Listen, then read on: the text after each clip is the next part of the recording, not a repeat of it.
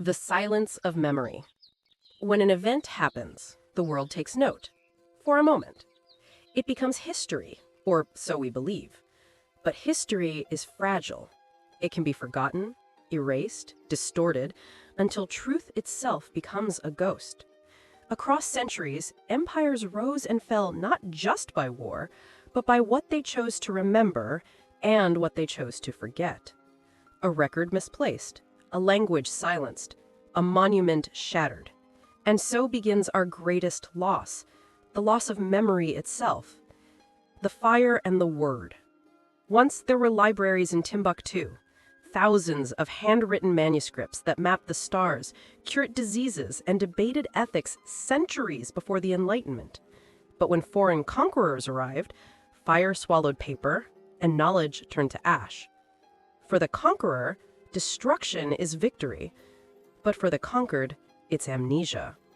Yet somewhere, an old man still hums verses that were once written down, and in that melody, fragments of an entire civilization survive. From Africa to Asia, memory flows like water, seeking cracks to survive. When words are banned, people sing them.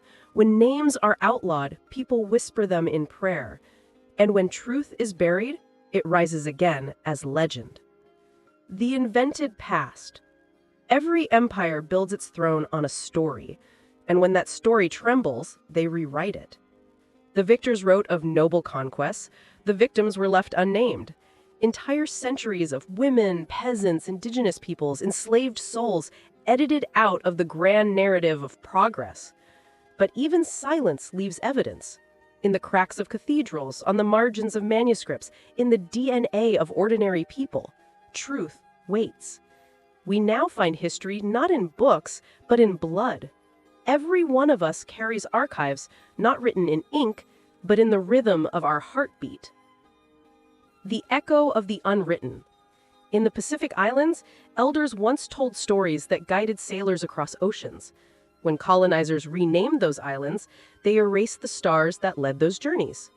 In the Americas, languages died faster than forests.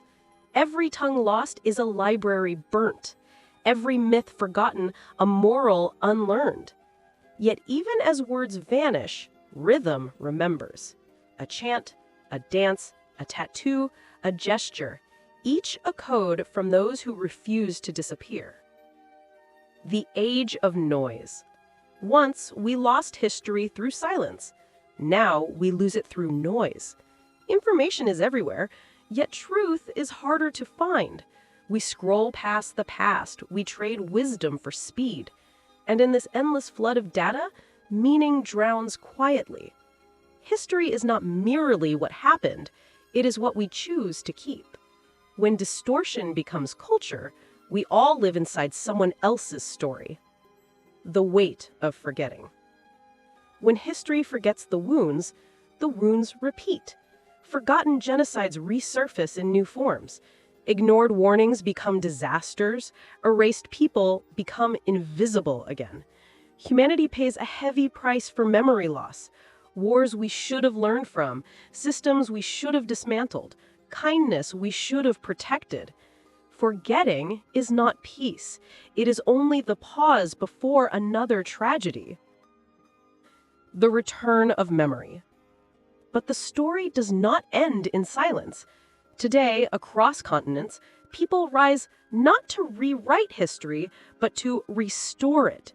Digital archaeologists scanning tombs, artists painting faces that museums refuse to hang, communities rebuilding dialects from the echoes of elders' songs. Every recovered truth is a rebellion against extinction. For the first time, the forgotten have a megaphone, and the world listens, slowly, painfully, beautifully. Closing. We are the record. We are the memory of this planet, fragile, but alive. Our duty is not just to live, but to remember. Because when history forgets us, we fade. But when we remember each other, we endure.